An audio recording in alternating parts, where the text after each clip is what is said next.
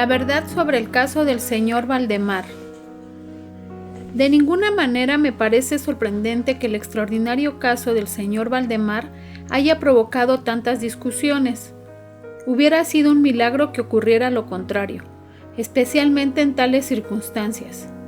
Aunque todos los participantes deseábamos mantener el asunto alejado del público, al menos por el momento, o hasta que se nos ofrecieran nuevas oportunidades de investigación.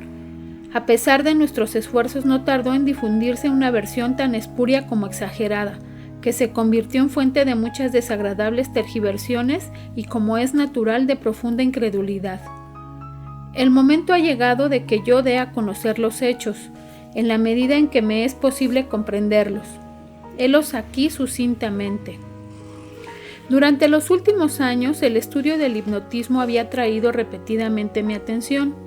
Hace unos 9 meses se me ocurrió súbitamente que en la serie de experimentos efectuados hasta ahora existía una omisión tan curiosa como inexplicable. Jamás se había hipnotizado a nadie in articulo mortis. Quedaba por verse si, en primer lugar, un paciente en esas condiciones sería susceptible de influencia magnética. Segundo, en caso de que lo fuera, si su estado aumentaría o disminuiría dicha susceptibilidad. Y tercero, hasta qué punto o por cuánto tiempo el proceso hipnótico sería capaz de detener la intrusión de la muerte. Quedaban por aclarar otros puntos, pero estos eran los que más excitaban mi curiosidad, sobre todo el último, dada la inmensa importancia que podían tener sus consecuencias. Pensando si entre mis relaciones habría algún sujeto que me permitiera verificar esos puntos, me acordé de mi amigo Ernest Valdemar, renombrado compilador de la Biblioteca Forensica y autor bajo el nom de plume de Icícar Marx, de las versiones polacas de Wallenstein y Jürgen Thua. El señor Valdemar, residente desde 1839 en Harlem, Nueva York, es o era especialmente notable por su extraordinaria delgadez, tanto que sus extremidades inferiores se parecían mucho a las de John Randolph, y también por la blancura de sus patillas, en violento contraste con sus cabellos negros, lo cual llevaba a suponer con frecuencia que usaba peluca. Tenía un temperamento muy nervioso, que le convertía en buen sujeto para experiencias hipnóticas. 2 o 3 veces le había adormecido, sin gran trabajo, pero me decepcionó no alcanzar otros resultados que su especial constitución me había hecho prever. Su voluntad no quedaba nunca bajo mi entero dominio, y por lo que respecta a la clarividencia, no se podía confiar en nada de lo que había conseguido con él. Atribuía yo aquellos fracasos al mal estado de salud de mi amigo. Unos meses antes de trabar relación con él, los médicos le habían declarado tuberculoso.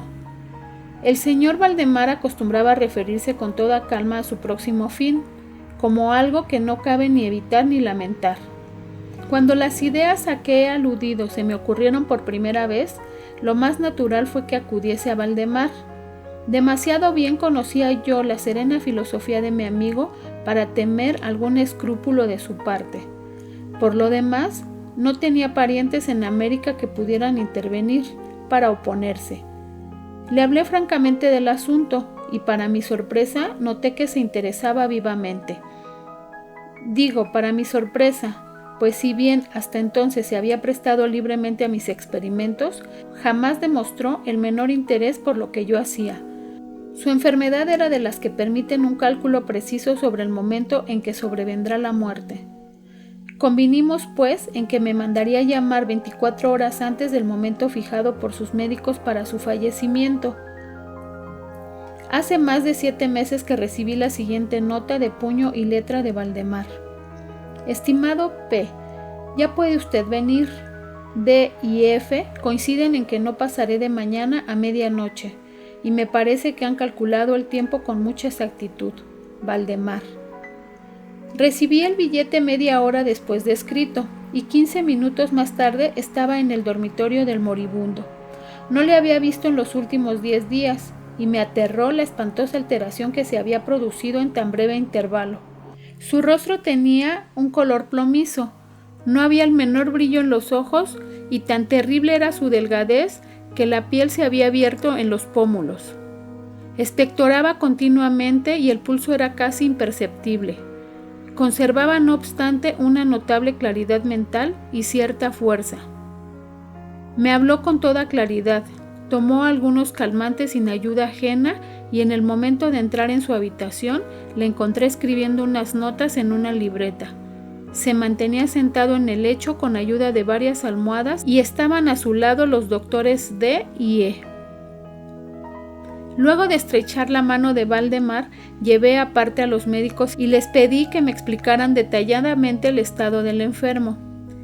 Desde hacía 18 meses el pulmón izquierdo se hallaba en un estado semióseo o cartilaginoso y, como es natural, no funcionaba en absoluto.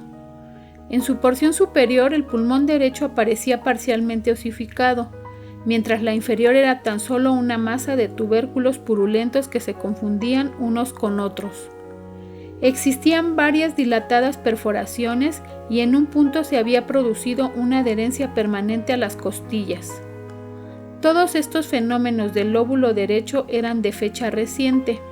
La osificación se había operado con insólita rapidez, ya que un mes antes no existían señales de la misma, y la adherencia solo había sido comprobable en los últimos 3 días.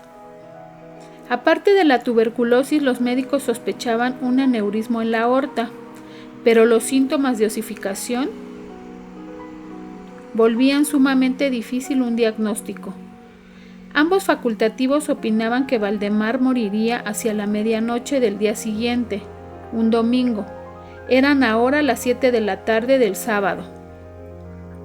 Al abandonar la cabecera del moribundo para conversar conmigo, los doctores D y E se habían despedido definitivamente de él. No era su intención volver a verle, pero a mi pedido convinieron en examinar al paciente a las 10 de la noche del día siguiente. Una vez que se fueron, hablé francamente con Valdemar sobre su próximo fin y me referí en detalle al experimento que le había propuesto. Nuevamente se mostró dispuesto e incluso ansioso por llevarlo a cabo, y me pidió que comenzara de inmediato. 2 enfermeros, un hombre y una mujer, atendían al paciente, pero no me sentí autorizado a llevar a cabo una intervención de tal naturaleza frente a testigos de tan poca responsabilidad en caso de algún accidente repentino. Aplacé por tanto el experimento hasta las 8 de la noche del día siguiente, cuando la llegada de un estudiante de medicina de mi conocimiento, el señor Theodore L. me libró de toda preocupación. Mi intención inicial había sido la de esperar a los médicos, pero me vi obligado a proceder, primeramente por los urgentes pedidos de Valdemar y luego por mi propia convicción de que no había un minuto que perder, ya que con toda evidencia el fin se acercaba rápidamente. El señor L. tuvo la amabilidad de acceder a mi pedido, así como de tomar nota de todo lo que ocurriera. Lo que voy a relatar ahora procede de sus apuntes, ya sea en forma condensada o verbatim. Faltaban 5 minutos para las 8, cuando después de tomar la mano de Valdemar le pedí que manifestara con toda la claridad posible en presencia de L. que estaba dispuesto a que yo le hipnotizara en el estado en que se encontraba. Débil pero distintamente, el enfermo respondió: «Sí, quiero ser hipnotizado», agregando de inmediato: «Me temo que sea demasiado tarde». Mientras así decía, empecé a efectuar los pases que en las ocasiones anteriores habían sido más efectivos con él. Sentía indudablemente la influencia del primer movimiento lateral de mi mano por su frente, pero, aunque empleé todos mis poderes, me fue imposible lograr otros efectos, hasta algunos minutos después de las 10, cuando llegaron los doctores D y F, tal como lo habían prometido. En pocas palabras les expliqué cuál era mi intención y, como no pusieron inconveniente considerando que el enfermo se hallaba ya en agonía, continué sin vacilar, cambiando sin embargo los pases laterales por otros verticales y concentrando mi mirada en el ojo derecho del sujeto. A esta altura su pulso era imperceptible y respiraba entre estertores a intervalos de medio minuto. Esta situación se mantuvo sin variantes durante un cuarto de hora. Al expirar este periodo, sin embargo, un suspiro perfectamente natural, aunque muy profundo, escapó del pecho del moribundo, mientras cesaba la respiración estertorosa, o mejor dicho, dejaban de percibirse los estertores. En cuanto a los intervalos de la respiración, siguieron siendo los mismos. Las extremidades del paciente estaban heladas. A las 11:05 advertí inequívocas señales de influencia hipnótica. La vidriosa mirada de los ojos fue reemplazada por esa expresión de intranquilo examen interior que jamás se ve sino en casos de hipnotismo, y sobre la cual no cabe engañarse. Mediante unos rápidos pases laterales hice palpitar los párpados como al acercarse el sueño, y con unos pocos más los cerré por completo.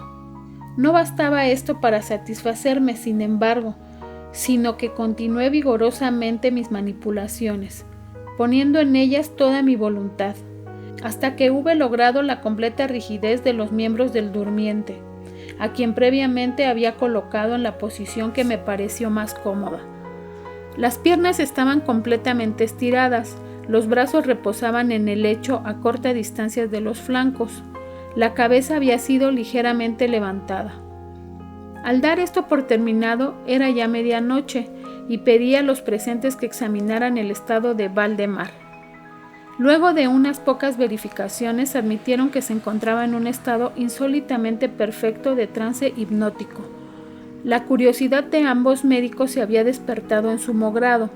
El doctor D decidió pasar toda la noche a la cabecera del paciente, mientras el doctor F se marchaba con promesa de volver por la mañana temprano. Él y los enfermeros se quedaron. Dejamos a Valdemar en completa tranquilidad hasta las 3 de la madrugada, hora en que me acerqué y vi que seguía en el mismo estado que al marcharse el doctor F. Vale decir, yacía en la misma posición y su pulso era imperceptible. Respiraba sin esfuerzo, aunque casi no se advertía su aliento, salvo que se aplicara un espejo a los labios. Los ojos estaban cerrados con naturalidad y las piernas tan rígidas y frías como si fueran de mármol. No obstante ello, la apariencia general distaba mucho de la muerte. Al acercarme intenté un ligero esfuerzo para influir sobre el brazo derecho, a fin de que siguiera los movimientos del mío, que movía suavemente sobre su cuerpo. En esta clase de experimento jamás había logrado buen resultado con Valdemar, pero ahora, para mi estupefacción, vi que su brazo débil pero seguro seguía todas las direcciones que le señalaba el mío. Me decidí entonces a intentar un breve diálogo. «Valdemar, ¿duerme usted?», pregunté. No me contestó, pero noté que le temblaban los labios, por lo cual repetí varias veces la pregunta. A la tercera vez, todo su cuerpo se agitó con un ligero temblor. Los párpados se levantaron lo bastante para mostrar una línea del blanco del ojo. Moviéronse lentamente los labios mientras en un susurro apenas audible brotaban de ellos estas palabras: «Sí, ahora duermo. No me despierte. Déjeme morir así». Palpé los miembros encontrándolos tan rígidos como antes. Volví a interrogar al hipnotizado. «¿Sigue sintiendo dolor en el pecho, Valdemar?». La respuesta tardó un momento y fue aún menos audible que la anterior. «No sufro, me estoy muriendo». No me pareció aconsejable molestarle más por el momento, y no volví a hablarle hasta la llegada del doctor F, que arribó poco antes de la salida del sol, y se quedó absolutamente estupefacto al encontrar que el paciente se hallaba todavía vivo. Luego de tomarle el pulso y acercar un espejo a sus labios, me pidió que le hablara otra vez, a lo cual accedí. «Valdemar», dije, «¿sigue usted durmiendo?». Como la primera vez, pasaron unos minutos antes de lograr respuesta, y durante el intervalo el moribundo dio la impresión de estar juntando fuerzas para hablar. A la cuarta repetición de la pregunta, y con voz que la debilidad volvía casi inaudible, murmuró: «Sí, dormido, muriéndome». La opinión, o mejor, el deseo de los médicos era que no se arrancase a Valdemar de su actual estado de aparente tranquilidad hasta que la muerte sobreviniera, cosa que según consenso general solo podía tardar algunos minutos. Decidí, sin embargo, hablarle una vez más, limitándome a repetir mi pregunta anterior. Mientras lo hacía, un notable cambio se produjo en las facciones del hipnotizado.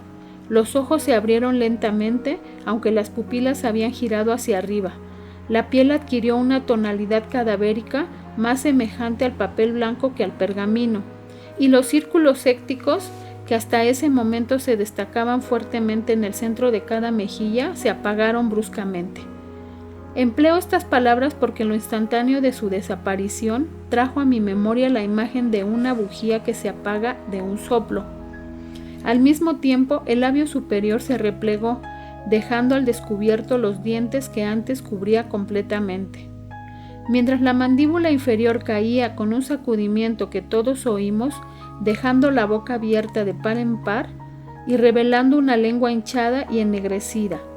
Supongo que todos los presentes estaban acostumbrados a los horrores de un lecho de muerte, pero la apariencia de Valdemar era tan espantosa en aquel instante que se produjo un movimiento general de retroceso. Comprendo que he llegado ahora a un punto de mi relato en el que el lector se sentirá movido a una absoluta incredulidad. Me veo, sin embargo, obligado a continuarlo. El más imperceptible signo de vitalidad había cesado en Valdemar. Seguros de que estaba muerto, lo confiábamos ya a los enfermeros, cuando nos fue dado observar un fuerte movimiento vibratorio de la lengua. La vibración se mantuvo aproximadamente durante 1 minuto. Al cesar de aquellas abiertas e inmóviles mandíbulas, brotó una voz que sería insensato pretender describir. Es verdad que existen 2 o 3 epítetos que cabría aplicarle parcialmente.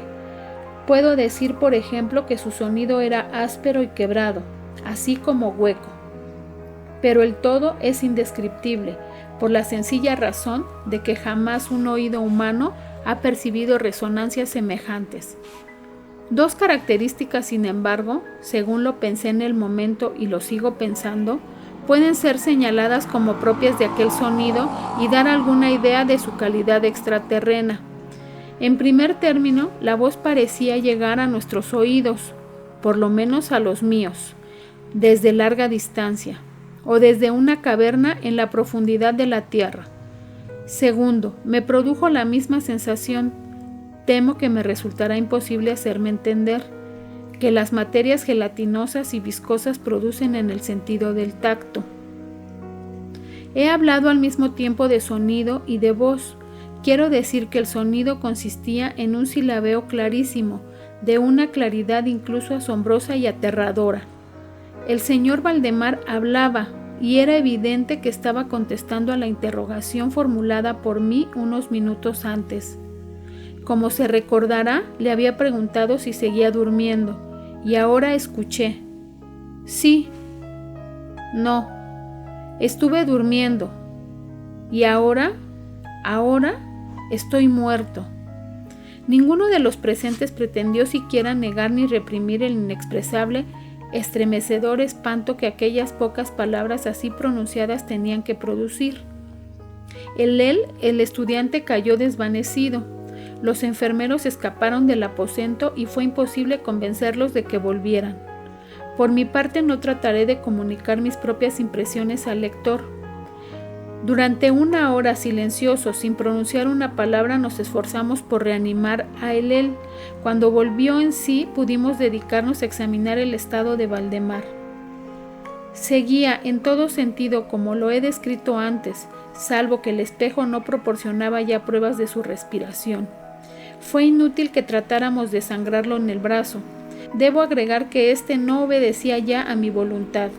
En vano me esforcé por hacerle seguir la dirección de mi mano.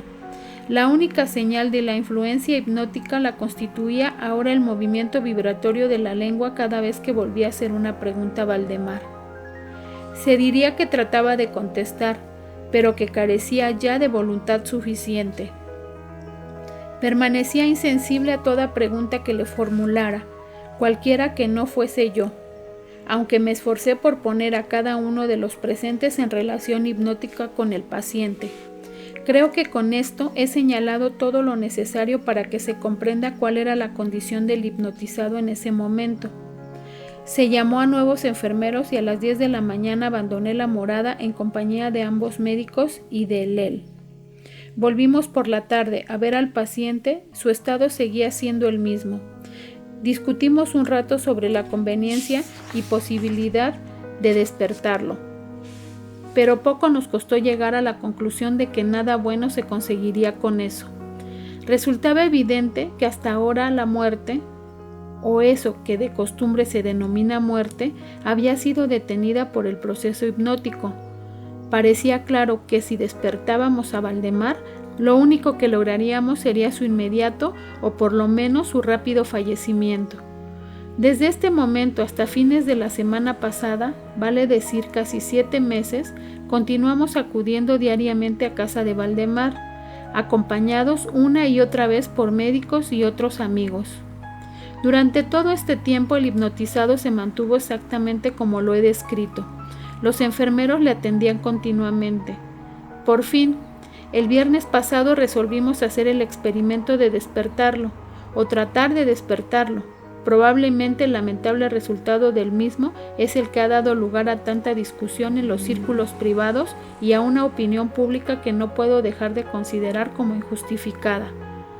A efectos de librar del trance hipnótico al paciente, acudí a los pases habituales. De entrada resultaron infructuosos. La primera indicación de un retorno a la vida lo proporcionó el descenso parcial del iris. Como detalle notable, se observó que este descenso de la pupila iba acompañado de un abundante flujo de icor amarillento procedente de debajo de los párpados que despedía un olor penetrante y fétido. Alguien me sugirió que tratara de influir sobre el brazo del paciente, como al comienzo. Lo intenté sin resultado. Entonces el doctor F. expresó su deseo de que interrogara al paciente. Así lo hice con las siguientes palabras: «Señor Valdemar, ¿puede explicarnos lo que siente y lo que desea?». Instantáneamente reaparecieron los círculos écticos en las mejillas.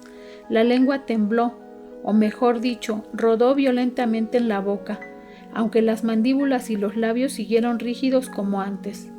Y entonces resonó aquella horrenda voz que he tratado ya de describir. «Por amor de Dios, pronto, pronto, hágame morir, o despiérteme, pronto, despiérteme, le digo que estoy muerto». Perdí por completo la serenidad y durante un momento me quedé sin saber qué hacer. Por fin intenté calmar otra vez al paciente, pero al fracasar debido a la total suspensión de la voluntad, cambié el procedimiento y luché con todas mis fuerzas para despertarlo. Pronto me di cuenta de que lo lograría, o por lo menos así me lo imaginé, y estoy seguro de que todos los asistentes se hallaban preparados para ver despertar al paciente. Pero lo que realmente ocurrió fue algo para lo cual ningún ser humano podía estar preparado. Mientras ejecutaba rápidamente los pases hipnóticos, entre los clamores de «muerto, muerto», que literalmente explotaban desde la lengua y no desde los labios del sufriente, bruscamente todo su cuerpo, en el espacio de 1 minuto o aún menos, se encogió, se deshizo, se pudrió entre mis manos. Sobre el lecho, ante todos los presentes, no quedó más que una masa casi líquida de repugnante, de abominable putrefacción. Edgar Allan Poe.